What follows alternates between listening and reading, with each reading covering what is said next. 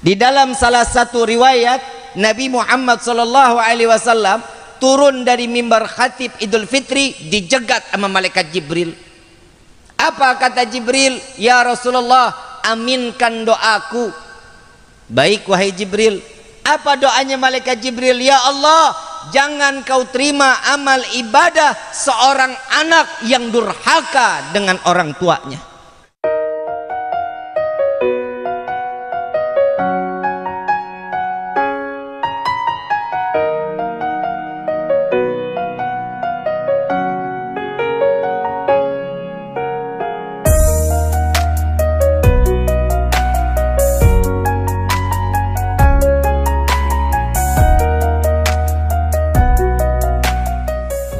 Kita mah Idul Fitri, Ramadan, kita enak di dalam ibadah, tapi kita durhaka sama orang tua.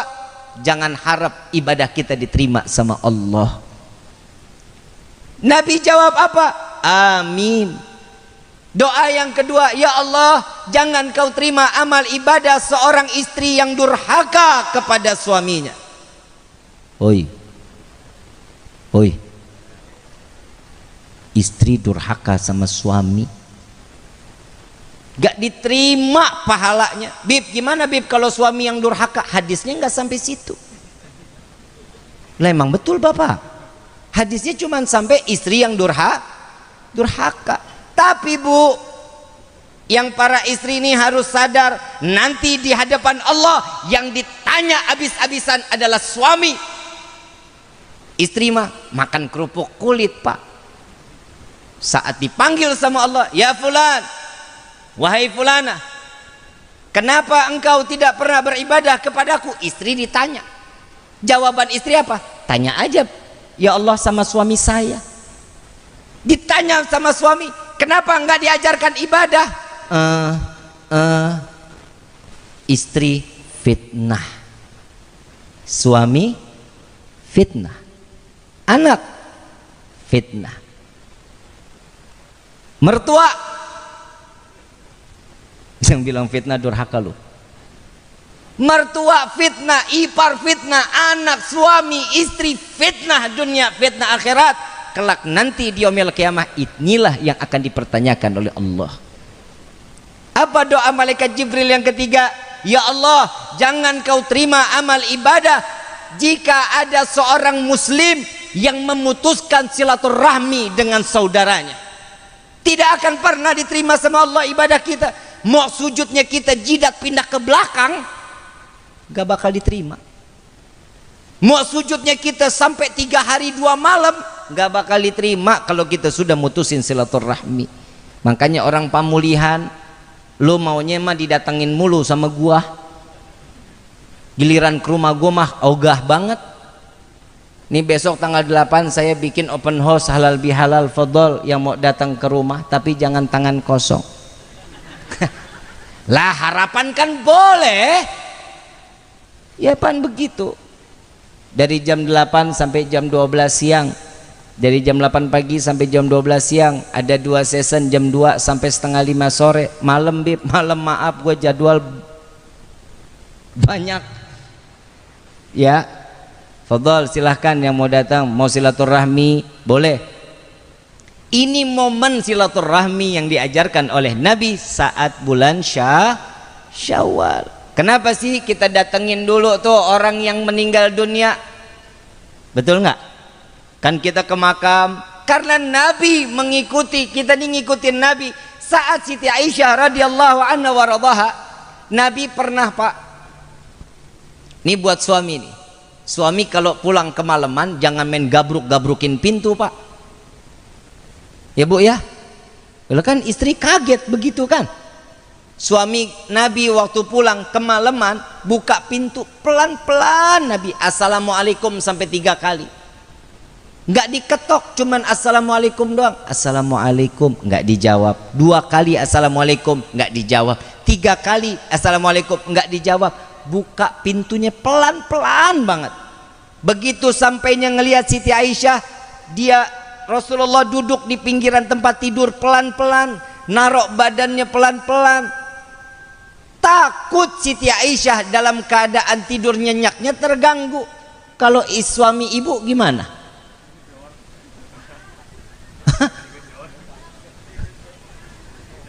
Tuh hati-hati Pak, ini adab di dalam rumah tangga. Saadi lu dengerin baik-baik tuh. Jangan masuk kamar main gubrak. Itu yang diajarin sama Nabi. Yang selebihnya lagi, satu riwayat pernah lagi, Bapak, Nabi pernah pulang agak kemalaman, mau ketok pintu, nggak berani. Kenapa? Takut Siti Aisyahnya tidurnya keganggu.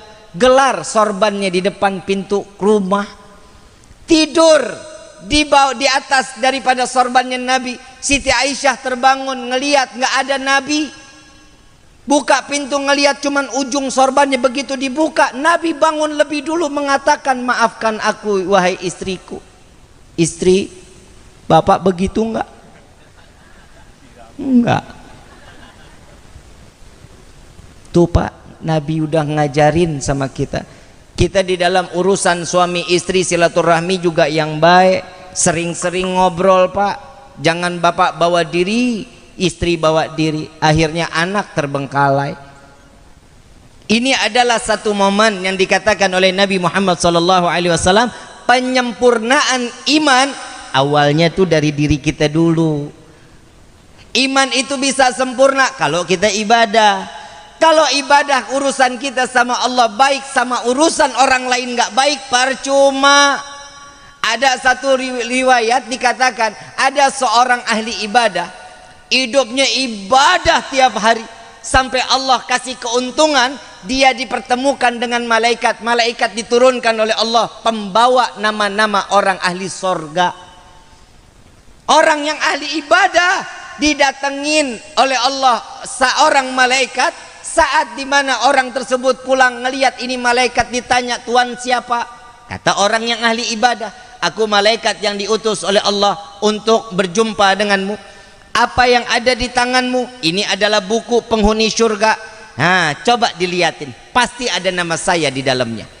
Dibuka buku dari lembaran demi lembaran, nggak ada namanya. Sampai ujung nggak ada namanya. Dibuka sampai 3 kali, nggak ada namanya.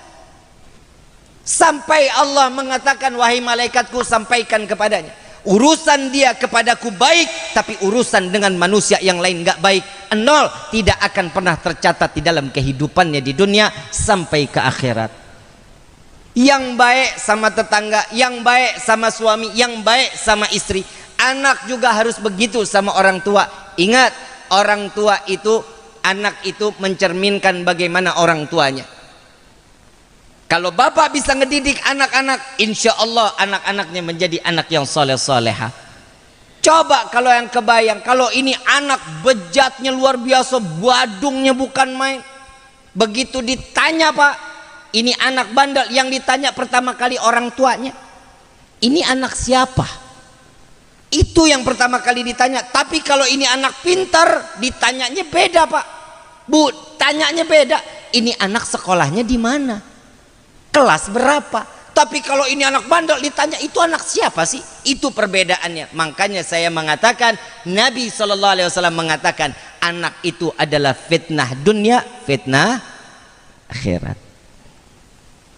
Didik anak-anak kita untuk menjadi anak-anak yang soleh-soleha. Jangan jauhkan anak-anak kita dari alim ulama. Kita di sini masjid jauh apa dekat? Dekat apa jauh? DKM masjid ada? Ada DKM masjid.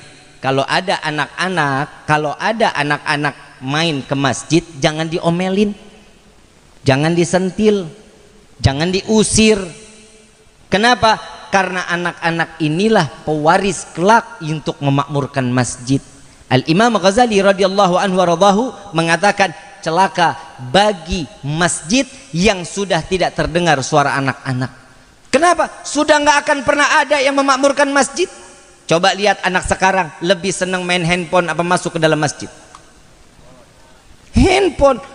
Orang kalau ke masjid, anak-anak pada lari-larian main-main di rumah Allah, di dalam masjid. Ya wajar, gede masjidnya, mungkin rumahnya sempit nggak bisa main. Bib, habis gimana Bib? Kalau lagi sholat mah bercanda mulu. Pisahin softnya. Anak-anak dikasih selingin 3 atau 2 soft di belakangnya. Kalau anak-anak bercanda, iya lagi sholat, ya wajar, namanya juga anak. Coba kalau aki-aki yang begitu, imam lagi ruku main ditendang aja, bagaimana? Inilah kesempurnaan Islam, inilah kesempurnaan iman, saling menjaga satu sama lainnya untuk diberikan keberkahan dunia wal akhirat. Ini yang terakhir dari saya. Boleh? Boleh? Karena dari sini saya harus ke Cikubang, dari Cikubang ke Ciawi Lor. Saya bingung, saya lupa nih jadwal, saya nggak cantumin di tempat jadwal karena Habib Mustafa nelfon doang. Saya lupa, saya nggak cantumin jadwalnya. Yang saya cantumin cuman Ciawi Lor. Ternyata Cikubang juga nelfon saya lupa naruh di jadwalnya. Begitu saya lihat tadi maghrib, ya Allah 3 jadwalnya. Tapi mudah-mudahan dikasih sehat walafiat. Amin ya rabbal. Tapi jangan kecil hati, yang penting kan isi ilmunya. Betul nggak? Insya Allah kepake dunia wal akhirat. Yang terakhir, yang namanya ngebangun rumah tangga sama kayak kita ngebangun rumah. Yang pertama, siapin dulu lahannya. Saadi, siapin lahannya. Perempuannya udah ada belum? Woi, udah ada? Pasti? Yakin? Udah pernah disentuh belum? Gua tabuk lu main sentuh-sentuh aja. Lahannya ada, tanahnya ada. Inilah yang dikatakan rumah tangga. Yang selanjutnya, siapin batunya, siapin pasirnya, siapin besinya, siapin gentengnya, siapin batanya. Untuk apa? Untuk ngebangun. Yang pertama kali yang dibangun genteng dulu apa pondasi dulu? Orang pemulihan nggak ada yang tembok dulu, nggak ada. Semuanya ponda. Untuk apa? Mempertahankan kekokohan rumah. Kalau pondasinya bagus, kokoh, rumah ratusan tahun insya Allah nggak akan runtuh. Coba kalau semennya diganti sama terigu, insya Allah 2 minggu rubuh tuh rumah. Betul apa betul? Yang diperiksanya dulu tuh pondasi, habis itu baru bangun batanya. Sekatin dulu untuk menjadi kokoh, genteng yang terakhir. Sama begitu juga rumah tangga, jangan main asal nikah tapi nggak tahu apa urusan dunia sampai ke akhiratnya. Didik istri kita untuk menjadi istri yang soleha. Dia nggak sholat, tegur yang baik. 2 kali juga dia masih nggak mau ibadah, agak dikencengin kerasnya pak, suaranya dikencengin. Yang ketiga, dia masih nggak mau ibadah, keluarin dia dari kamar, suruh tidur di ruang tamu. Berani nggak pak? Hahaha aja lu. Ini syariat pak. Masih nggak mau juga, pulangin ini istri ke rumah orang tuanya. Belum masuk talak, belum. Didik, suruh didik orang tuanya. Bapak, ibu, saya minta maaf, saya kembalikan anak ibu sama bapak ke rumah. Untuk apa? Tolong dididik, saya mungkin kurang bisa cara ngedidik anak ibu bapak. 3 bulan saya jemput lagi, 3 bulan didatengin ke rumah, masih nggak mau ibadah juga. Masuk talak 1, pisahin. Jadi orang di dalam rumah tangga bukan asal main cerai-cerai aja. Gak boleh, cerai boleh, tapi Allah paling benci perceraian. Kenapa? Putusnya silaturahmi. Jaga rumah tangga kita menjadi keluarga yang sakinah, mawaddah, warahmah. Didik istri kita, suami istri bahasa yang lembut sama jangan bu, nada tinggi kepada suami itu nggak boleh bu. Nada dengan tinggi, pak tolong ini pak, nggak boleh, dosa besar. Bib, kalau suami urusan dia, orang dia imam suaranya lebih kenceng nggak daripada makmum? Allahu Akbar. Coba kalau Allahu Akbar, makmum juga bakal ngikut. Yang namanya imam suara lebih tinggi wajar. Kenapa? Biar makmum ngikutin. Ini kagak terbalik, istri yang suaranya tinggi, yang makmum malah laki-laki. Hahaha. Tuh yang perempuan begitu istri siapa sih? Istri Pak Kuwu katanya. Gak boleh teriak-teriak, apalagi sambil melotot kalau ngomong, dosa. Kalau ada istri yang begitu pak, colok matanya. Istri banyak aturan di dunia, memang wajar. Kenapa? Karena istri adalah salah satu kunci suami masuk ke dalam surganya Allah. Istri gampang masuk ke dalam surga kalau mau. Mau nggak? Mudah-mudahan yang di sini semua istrinya ahli surga. Tapi bohong. Mau jadi ahli surga mau? Apa kata suami? Iya. Apa kata suami? Jangan ditolak. Apanya yang dia minta? Iya pak, iya yang, iya cinta. Terserah mau ngejawabnya apa. Panggilan mesra kudu wajib harus di dalam rumah tangga. Nabi manggil Siti Aisyah siapa? Humaira yang pipinya kemerah-merahan. Bapak nyaut, nih dia beb masalahnya istri saya hitam legem. Iya dipanggilnya manis, sweetie, kan begitu ya. Jangan dipanggil blacky, jangan. Kiamat kubro lu. Panggilannya mesra. Terus panggilan anak kepada orang tua jangan dipakai ibu, bapak, papa, mama, ayah, bunda, jangan. Makruh hukumnya. Panggilannya apa? Sayang, cinta, sweetie, beb, my love, kayak merek spray. Panggilan sayang. Kenapa? Itu yang ngejaga rumah tangga kita jadi utuh. Saat lagi marah istri manggil sayang, luntur pak. Betul nggak? Betul nggak? Maaf pak, istri saya manggil saya sayang pak. Ya gimana nggak sayang orang modelnya begini? Lah betul-betul lah, kenapa bini-bini gua? Panggilan sayang itu bisa ngerubah nih kalau lagi ada masalah tiba-tiba udah dong yang selesai pak, masalah selesai. Tapi kalau istri dipanggil sayang gak bakal selesai sebelum duit keluar pak. Betul apa betul pak? Itulah tugas seorang istri, menghabiskan duit Jadi bapak nggak boleh marah pak, karena tugasnya istri. Tapi yang paling pintar seorang istri yang ngejaga harta tuh. Arisan boleh silakan, tapi nggak tiap hari juga gelo. Baju kredit silakan, juga nggak sampai 10 pasang. Ambil nggak apa-apa, itu rezekinya seorang Kalau istri ditugaskan oleh Allah diberikan satu titel matre, alhamdulillah. Perempuan pemulihan matre nggak? Matre nggak? Nggak matre, nggak normal lu berarti. Saya punya duit 1 juta sama 100, pilih yang mana? Itu matre namanya PA. Duitnya belum ada aja masih milih. Kalau ada perempuan matre wajar, karena cantik itu butuh tuh. Gue belain lu, tenang aja. Saya mah nggak gedek-gedek banget juga sama istri mah.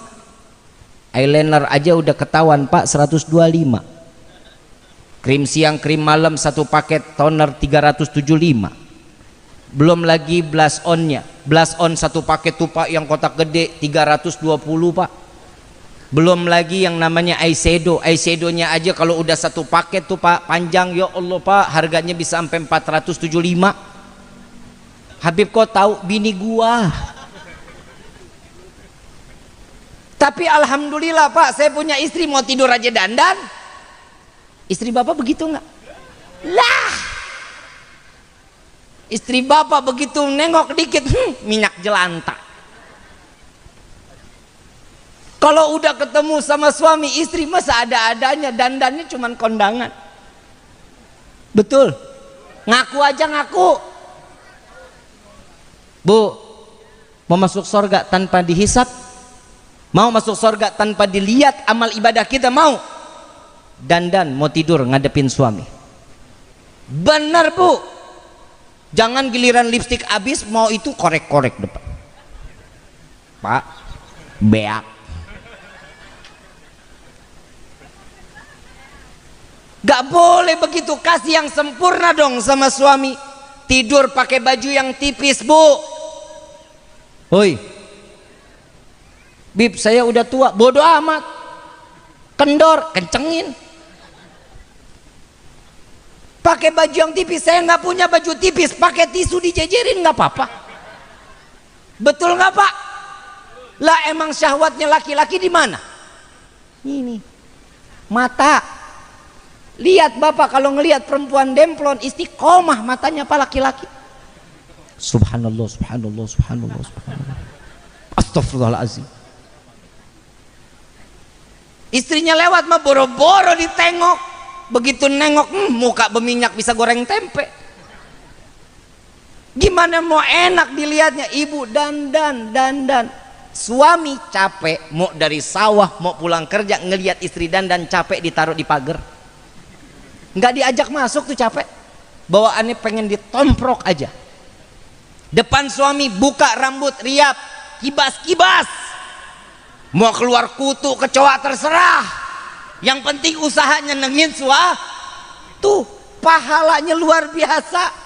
Kalau lagi duduk sering-sering senderan sama suami, pegangan tangan. Kalau lagi jalan ngerontokin dosa kecil.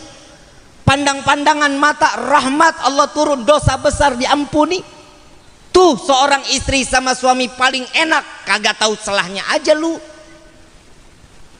Istri itu sama suami istri itu paling enak, nyari pahala paling gampang. Dulu Saadi sholat sendiri pahala 1, besok malam sholat berdua 40 pahalanya. Yang jomblo mati lu. Hidup jomblo mana enak, tiap hari ngelihat bantal guling, mana lepek demek, bisa ditekuk 4. Ngobrol punya curhatan, ngomong sama tembok. Coba ngomong sama istri, alhamdulillah Saadi udah laku. Pak maaf Pak, kita yang udah nikah mah enak Pak, yang jomblo ngenes Pak. Lah bener-bener kalau kita pulang Pak tengah malam pegang nasi dingin, pegang sayur dingin, pegang tahu tempe dingin, masuk kamar pegang istri, nah itu yang kita makan, cocol sama kecap. Betul Pak. Coba kalau yang jomblo, lagi hidup lu sendirian enak banget. Lu naik motor aja rodanya berapa? Nggak bisa, truk aja gandengan, masa lu kagak ada gandengannya? Hidup niatin, nikah itu niat. Nikah itu bisa jadi sunnah, nikah itu bisa menjadi wajib, nikah itu bisa menjadi haram.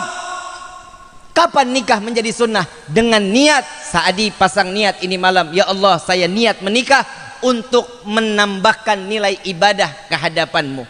Itu nilai sunnahnya. Wajib jika seseorang memiliki harta yang cukup, dia tidak bisa menahan syahwat, maka wajib dia menikah. Haram kapan?